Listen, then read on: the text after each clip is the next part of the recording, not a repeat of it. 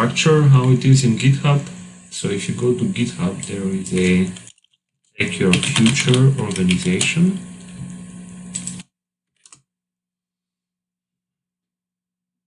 And here are all the courses. So when a student signs up, they have to go through 9 courses, each of which is like 3 weeks, usually. So they start with HTML, then JavaScript 1, then JavaScript 2, JavaScript 3, Node.js, then databases, React, and then they do a project. So basically every course is in one repository. So for example, JavaScript 2. So if you go to JavaScript 2, this is all the material for the course. This is also what the students are seeing. So for example, it's 3 weeks, you can see that already here. And then if you, okay, there is here what are the goals. Every week there is material that the students need to read. Then they watch a lecture, which is like a few hours of video. And then they need to do homework. And this is the thing that you need to review. So let's just look at that, how the homework looks like. So everything is described here. Usually it tries to follow this kind of structure where there are like different things, different exercises, and then they need to complete each one of them. So for example, yeah, exercise, and here somewhere is described what you need to do, and so forth. Now, when the students do these exercises, they do them on their own machine. There is no place to submit here. This is just a README. What they do is like they make a pull request and they submit a pull request where they have their homework done. Now, in the past, we had a problem where, you know, if you put in a pull request in GitHub, then it's there forever. Everybody can see it, right? So we had the problem that students, you know, they could see the pull request from the class before them, and there is everything is solved. So what we started doing from a few classes ago, we started creating separate repositories just for the homework. So these are basically a fork of the original repository, but it gets destroyed after every class. So instead of Hack Your Future, it's Hack Your Homework / and then JavaScript 2 or 1 or database or Node.js. Go here. Yeah. So this is the homework repository. This is all the same. The only thing that's interesting are the pull requests where every student puts in homework. Whoa, who checked? Ah, okay, somebody was checking. Ah, yes. Yeah, because I've started on the other side. Okay, so you already see who checked homework. You see some tags here. So I will explain how you do that. So usually you pick a homework. Usually the student puts in which week it is. So this is week 1. So then you know you're looking at week 1. If it's not so clear, maybe it's not so clear, I don't know. It should be. But when you open it, okay, you need to do a few things before you start. And the reason is so that you tell other people that you're looking at it and they don't start looking at it at the same time. Doesn't happen, but you know. What I usually do is I put myself as a reviewer and I assign myself. Yeah. Assign just because if you assign yourself, then you can see yourself in this request table as a thumbnail. And then it's pretty clear who did the review.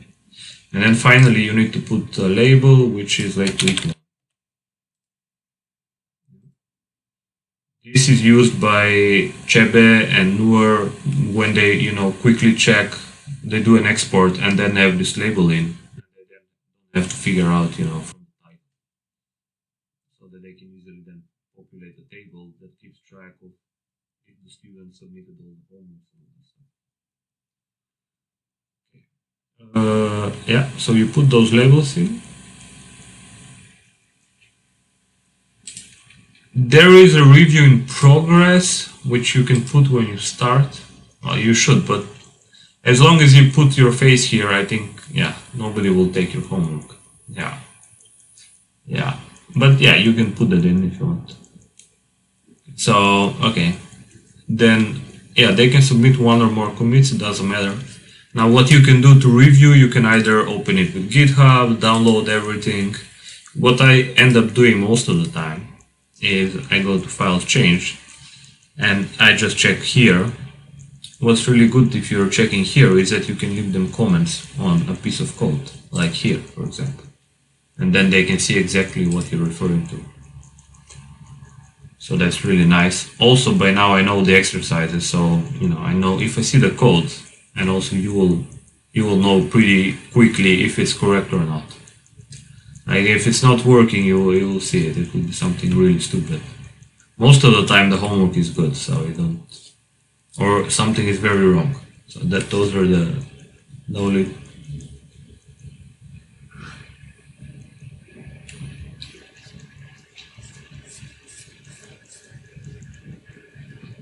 Yeah, I don't generally do that because you can already see if it's the right idea and if it should work. And then maybe if it doesn't work because I don't know they forgot something stupid, then it's also not that important, right? That's not what we're teaching here. Yeah. So you leave some comments. Let's say you see something and then you say, okay, this is wrong. Then you tell them. Usually, but this is just me, I don't mention things that are not functionally relevant. So like, okay, here, yeah, this variable should have been called paragraph or something. Yeah, I don't mention that. That doesn't matter. Naming, unless we are like looking at the project or one of the really later courses, I don't mention naming or code structure, at least not in a negative way. I can say good job on the variables, but I wouldn't criticize them too much for that. Yeah, so what I try to do, even if everything is correct, I try to leave a few comments, like what you can improve, or just good job somewhere, like yeah, thumbs up or something like that. For this week 1, so what I did for JavaScript 2, and this is only for JavaScript 2, you can see here exercise 1, so that you can relate to, so this is week 1, right? So if you go in here, yeah, exercise 1 is this one.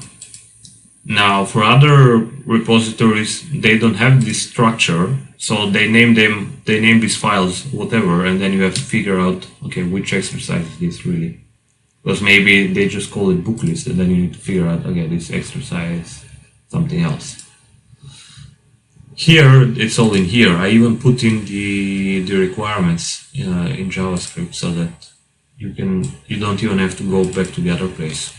So if you're not sure what it is, it should be in here, because this is a file that we gave the students, and then they just need to write this part. Okay, then you put in a few comments. So let me start putting in some comments just to show you. So I would say good job. Okay, so you can put multiple comments. When you start with the first one, it says start to review. And then you can put another one here.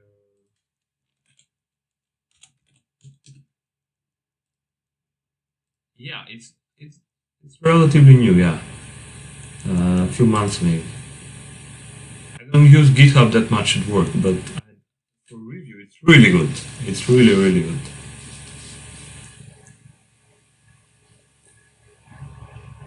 Yeah.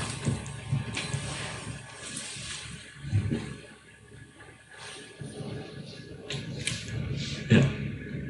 No, so this is really good. One other thing that I just learned, and this was really cool, I don't know if this was there before, like, let's say you want to change this, you can suggest a change. And this looks really nice. Yeah. Yeah. Also, it really looks very nice. Like if you say, okay, this is what you did wrong, then it's very clear. Okay. Anyways, enough praising GitHub. Yeah, when you're done with everything, which is like 5 exercises or 6, then you need to finish. And when you finish, you say either really good or no, sorry, you say good job, you're done, or you say, hey, sorry, this is wrong, please fix it. So be pretty clear on whether or not they need to fix something or not. So if they need to fix something, that goes first. So you write that, let's say, okay, great job. Or you can be more concrete or less concrete. And then you need to also select approve or request changes. So approve, you're good, request changes means they need to submit something again, because something is not working. I'm not going to submit a review because I didn't do a real review. But if you click submit review, then all the comments are submitted. Then you can go back here and put the label. So instead of you remove review in progress, and then you put reviewed if it was correct, or needs work if it's, yeah, and they need to resubmit. And that's it.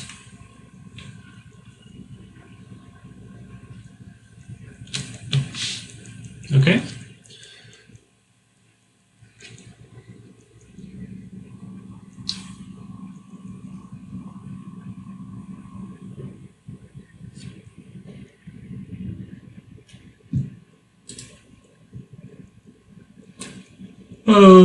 Yeah, we can try that. I mean, I trust you that you'll be okay.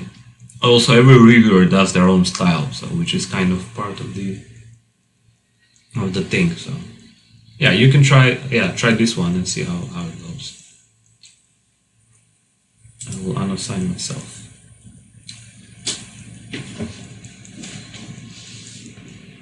Yeah, or you can remove me. Yeah, sure. Okay. If there are any questions, you can Slack me today. I will be online.